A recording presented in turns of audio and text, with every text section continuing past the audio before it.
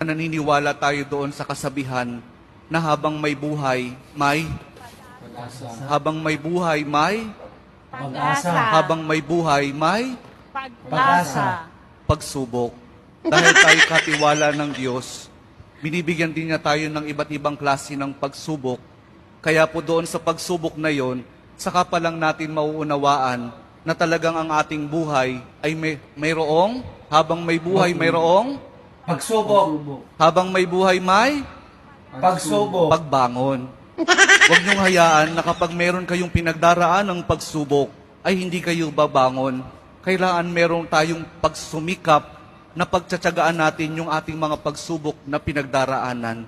At kapag merong pagsubok at merong pagbangon, saka pa lang natin mauunawaan na talagang ang ating buhay, na habang may buhay, may Pagbangon. habang may buhay, may Pagbangon. pag-ibig.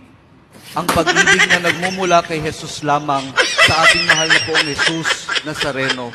Dahil doon, kapag naunawaan natin itong mga bagay na ito, na habang may buhay, may pagsubok, may pagbangon at may pag-ibig na nagmumula lamang kay Jesus, saka pa lang natin mauunawaan at matatanggap na talagang habang may buhay, may